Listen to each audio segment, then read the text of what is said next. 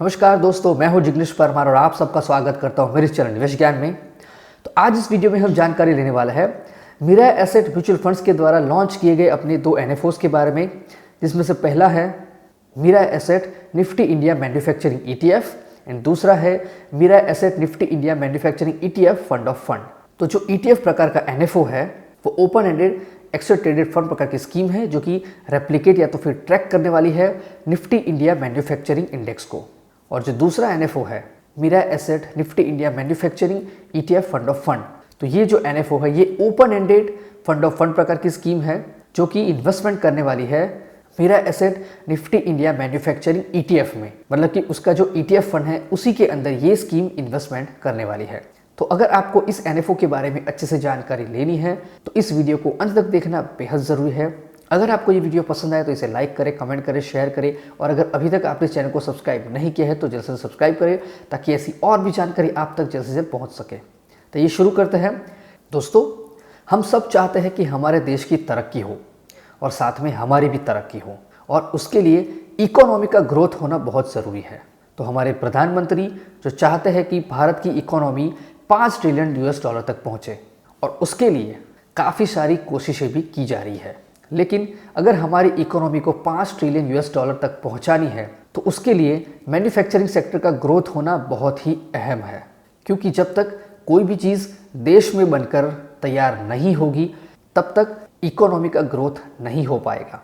क्योंकि अगर कोई भी मैन्युफैक्चरिंग प्लांट इंस्टॉल किया जाता है तब उसके अंदर जो लोग काम करते हैं सिर्फ उन्हीं लोगों को रोजगारी नहीं मिलती है, लेकिन उसके साथ जुड़े बहुत सारे अलग अलग प्रकार के सेक्टर्स और अलग अलग प्रकार के लोगों को भी साथ में रोजगारी मिलती है, और इसी तरह से इकोनॉमी में बढ़त हो सकती है। और ऐसे तो बहुत सारे एग्जाम्पल है जो कि हमें ये बताते हैं कि मैन्युफैक्चरिंग सेक्टर भारत के लिए कितना इम्पोर्टेंट है।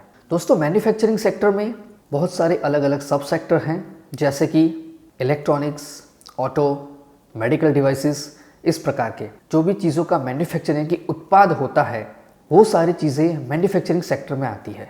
गवर्नमेंट ने भी इसके लिए काफ़ी सारी तैयारियां की हैं, काफ़ी सारी स्कीम्स निकाली है, जैसे कि PLI यानी कि production link incentive, make in India, national manufacturing policy, skill India, Samarth Udyog, industry 4.0।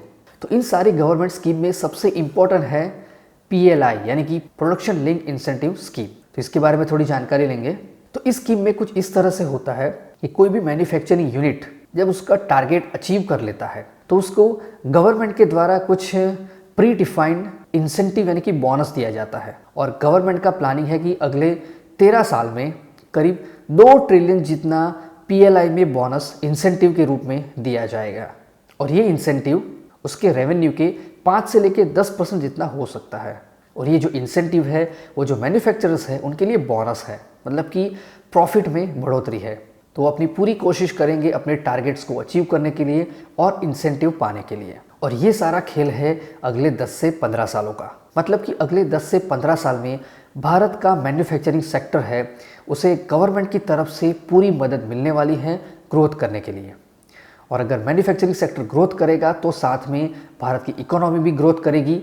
तो इन्वेस्टर के पास भी अच्छा मौका है कि मैन्युफैक्चरिंग सेक्टर में इन्वेस्ट करे और काफ़ी अच्छा प्रॉफिट कमाए। तो इसीलिए मिराय एसेट म्यूचुअल फंड्स ने ये स्कीम लॉन्च की है, Mirae Asset Nifty India manufacturing ETF and fund of fund. तो इसका बेंचमार्क है निफ्टी इंडिया मैन्युफैक्चरिंग इंडेक्स। तो पहले हम थोड़ी सी जानकारी इसके बारे में लेते हैं। तो निफ्टी इंडिया मैन्युफैक्चरिंग इंडेक्स में टोटल 400 स्टॉक्स होते हैं। उसके अंदर निफ्टी 100 इंडेक्स, निफ्टी मिड के 150 इंडेक्स, निफ्टी स्मॉल के 50 इंडेक्स, इस प्रकार से टोटल 400 स्टॉक्स होते हैं। मतलब कि समझ लीजिए कि भारत की टॉप की 400 कंपनीज इस इंडेक्स में शामिल है। अब हम देखेंगे इस इंडेक्स का sectoral and market capitalisation distribution. तो यहाँ पर सेक्टर है निफ्टी इंडिया मैन्युफैक्चरिंग इंडेक्स में उसका कैपिटलाइजेशन है, और साथ में निफ्टी 500 और निफ्टी 50 इंडेक्स में भी उसका कितना वेटेज है वो यहाँ पे दिखाया है। जैसे कि ऑटोमोबाइल सेक्टर का निफ्टी इंडिया मैन्युफैक्चरिंग इंडेक्स में वेटेज है 20.4%, वहीं निफ्टी 500 में है उसका 5% और निफ्टी 50 में भी करीब 4.9%। दूसरा सेक्टर है इंडस्ट्रियल मैन्युफैक्चरिंग।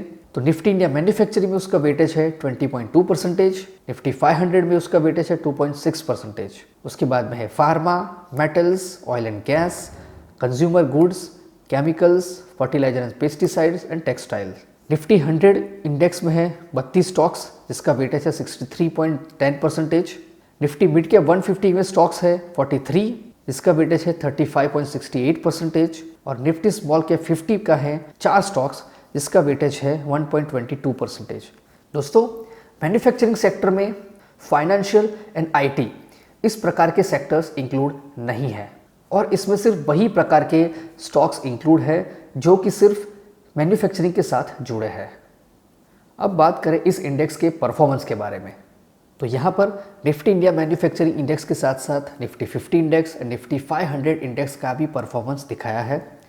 तो यहाँ पर 6 महीना, 1 साल, 2 साल से लेके 15 साल और सिंस इंसेप्शन का परफॉर्मेंस आपको दिखाया है। तो सिंस इंसेप्शन की बात करें तो निफ्टी इंडिया मैन्युफैक्चरिंग इंडेक्स का टोटल रिटर्न है 14.5%, जबकि उसी टाइम में निफ्टी 50 का है 14.9% एंड निफ्टी 500 का है 14.8%। अब हमें इस इंडेक्स का कैलेंडर ईयर का परफॉर्मेंस भी देखना चाहिए। तो यहाँ पर 2005 से लेके 2020 और 2021 YTD तक का परफॉर्मेंस यहाँ पर दिखाया है, जिसमें Nifty India manufacturing index, Nifty 50 index और निफ्टी 500 इंडेक्स की कंपैरिजन की गई है। तो यहाँ पर आप देख सकते हैं जैसे कि 2005 में निफ्टी इंडिया मैन्युफैक्चरिंग इंडेक्स का रिटर्न था 36.9%, निफ्टी 50 का था 39.3% और निफ्टी 500 का था 38.5%।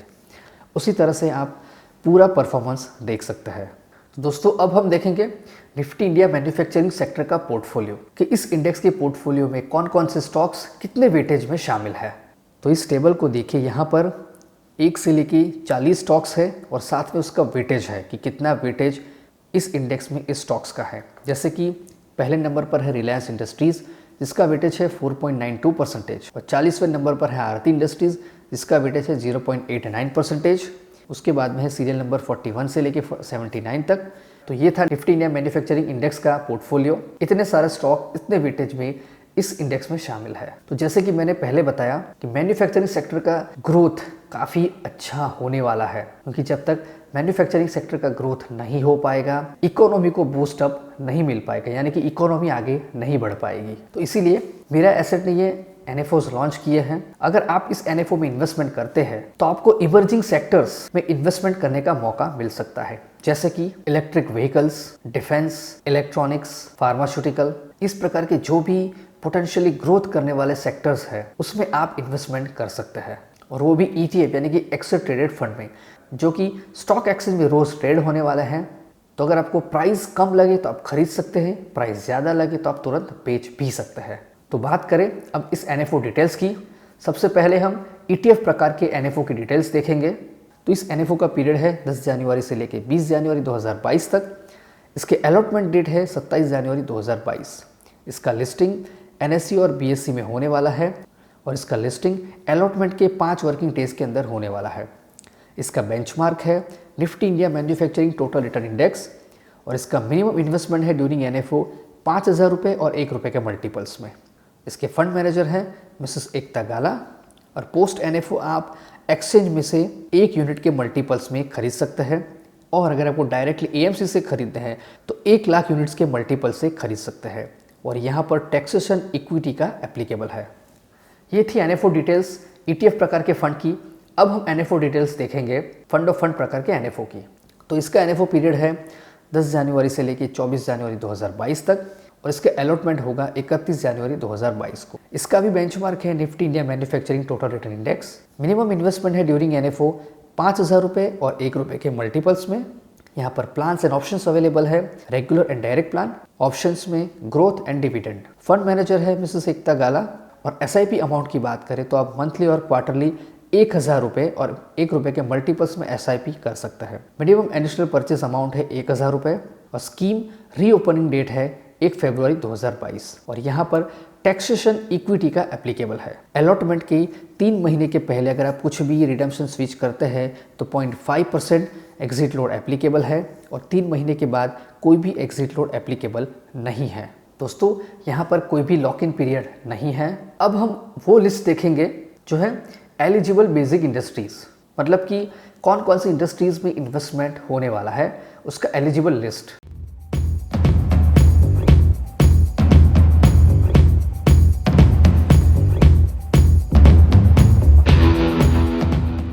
दोस्तों इस स्कीम का रिस्क है वेरी हाई, मतलब कि आपको उसी तरह से लंबे समय के लिए ही इस स्कीम के अंदर इन्वेस्टमेंट करना पड़ेगा। ETF प्रकार की स्कीम में इन्वेस्टमेंट करने के लिए आप डायरेक्टली स्टॉक एक्सचेंज में इन्वेस्टमेंट कर सकते हैं डीमेट अकाउंट के जरिए। अगर आप फंड ऑफ फंड प्रकार की स्कीम में इन्वेस्टमेंट करना चाहते हैं तो उसके लिए आप AMC के जरिए डायरेक्टली इन्वेस्टमेंट कर सकते हैं, या तो फिर कोई भी MF certified mutual fund distributor के जरिए आप इस NFO में इन्वेस्टमेंट कर सकते हैं।